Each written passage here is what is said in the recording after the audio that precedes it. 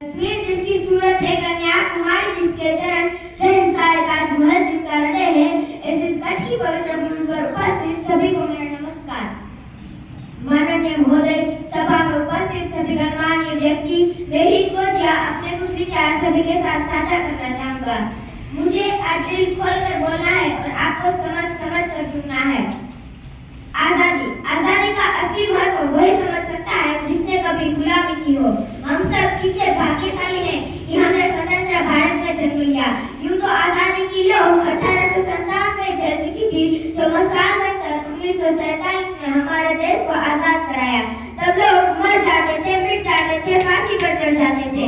वो भी अपनी देशभक्ति साबित कर रहे थे, क्योंकि वो देशभक्ति की कसौटी थी। उसके बाद 65 और 71 के युद्धों में अपना सुहाग गवा देने वाली औरत घर की हालत जब वो हो जाया करती थी कि प्यार भी भरपूर गया, मांग का सिंदूर गया, नन्हे नन्हे हालों की लंगोटियां चली गई, छोटी छोटी बेटियों की चोटियां चली गई, बाप की कमाई गई, भाई की पढ़ाई गई, एक ऐसा विस्फोट हुआ पता ही नहीं चला कि पूरे जिस्म की बोटियां चली गई। और आपके लिए तो एक आदमी मरा होगा, साहब किंतु मेरे घर की तो रोटियां चली गई, मेरे घर की तो रोटियां चली गई। वाले हालात पैदा हो जाने के बावजूद एक माँ अपने बेटे को सरहद पर दुश्मनों की धज्जियां उड़ाने के लिए भेज देती थी और उसे पत्र लिखकर भेजा करती थी कि अम्मा ने खत लिखा है बड़े ही चाव से, अम्मा ने खत लिखा है बड़े ही चाव से, पुत्र मेरे ने घबरा जाना, एक इंच पीछे न हटना, चाहे इंच कर जाना, चाहे इंच कर जाना।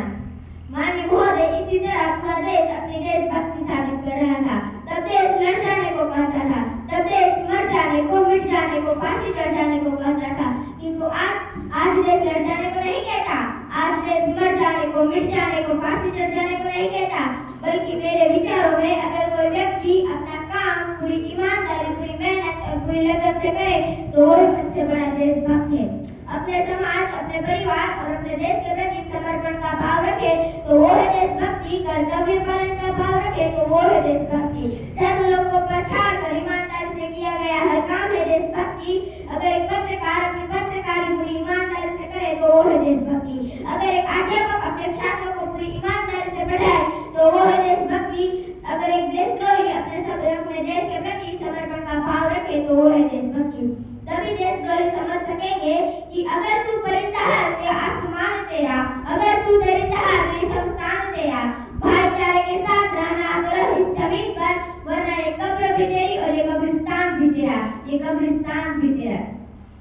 मैं नहीं मानता कि फेसबुक और व्हाट्सएप की डीपी 3 रंग में रंग देना देशभक्ति है। अगर आप लोग कहेंगे कि फुटपाथ पर रहने वाला वो बच्चा ट्रैफिक की छांव में नंगे पांव में तिरंगा बेच रहा है, तो क्या आप उसको उसकी देशभक्ति कहेंगे? ये उसकी देशभक्ति नहीं, ये उसके पेट के भूख की शक्ति है जो उसे ऐसा करने पर मजबूर करती है। क्योंकि ना मस्जिद को जानते हैं, न शिवालयों को जानते हैं, न मस्जिद को जानते हैं, न शिवालयों को जानते हैं। जो पेट के भूखे होते हैं ना, वो सिर्फ भोजन के निवालों को जानते हैं, वो सिर्फ भोजन के निवालों को जानते हैं। अब मजदूर को मजबूर समझिए, मजदूर नहीं, बेरोजगार को काम दीजिए, दान नहीं, और दान देने की इतनी ही इच्छुक है तो जीते जी रक्तदान दीजिए और मरने के बाद अंगदान देकर किसी मरते हुए को जीवन दान दीजिए, किसी मरते हुए को जीवन दान दीजिए। यही सच्ची राष्ट्रभक्ति है और यही सच्चा राष्ट्र प्रेम। माननीय महोदय, तकलीफ तो मुझे तब होती है जब आज का नौजवान जिनके कंधों पर जिम्मेदारी थी राष्ट्र निर्माण की और समाज को जोड़कर रखने की, वो पबजी गेम में डूबा हुआ और शराब में भीगा हुआ नजर आ रहा है। माननीय महोदय,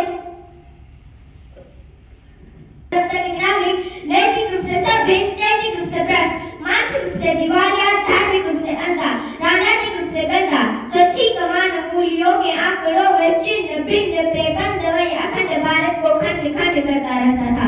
आज हमारी सरकार ने राष्ट्र निर्माण के मूल्यों को बढ़ाया है। आज हमारी सरकार ने बड़ी बड़ी बातें नहीं बल्कि छोटी छोटी कोशिशें करी है, क्योंकि ठुकर पहाड़ों से नहीं बल्कि पत्थरों से लगा करती है। हमें उम्मीद के साथ चले और समाज के साथ हाथ मिलाकर चल रहे हैं। आज हमारा राष्ट्र निर्माण संभव है क्योंकि हमारे देश में महिलाओं की पूजा नहीं बल्कि इज्जत की जाती है। आज हमारे देश में स्वच्छता अभियान में केवल सरकार ही नहीं बल्कि सड़क पर चलने वाला हर एक नागरिक साथ दे रहा है। स्वच्छ भारत तो दिल से अपना रहा है।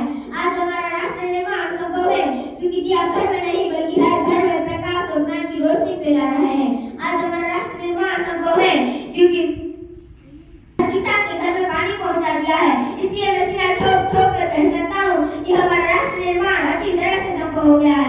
हम एक उम्मीद के साथ चले हैं और समाज के साथ हाथ मिलाकर चल रहे हैं। हर एक दूसरे को साथ हाथ मिलाकर चल रहे हैं। विश्व के सामने खड़ा हो रहे हैं। विश्व की चुनौतियों का सामना कर रहे हैं। विश्व के सामने सिर उठाकर जी रहे हैं। इसलिए मैं चाहूँगा कि इस प्रगति के बारे में पूरा विश्व चर्चा कर रहा है। तो मैं चाहूँगा कि इस प्रगति यात्रा में भारत का प्रत्येक व्यक्ति जुड़कर अपना योगदान प्रदान करे। हे युवाओं, आओ हम सबको एक ऐसा भारत बनाना है, ऐसा भारत बनाना है जिसे देखकर, जिसे समझकर हर धड़कन कहे, हर इंसान की मेहनत कहे कि नेक है भारत, एक है भारत, श्रेष्ठम से भी श्रेष्ठ है भारत। नेक है भारत, एक है भारत, श्रेष्ठम से भी श्रेष्ठ है भारत। मैं वीर जवान को सैल्यूट करता हूँ और इस देश की पुलिस प्रशासन को और इस देश के प्रत्येक व्यक्ति को जो अपना काम पूरी ईमानदारी, पूरी मेहनत और पूरी लगन से करते थे, जिनके बिना राष्ट्र निर्माण की कल्पना करना भी असंभव था।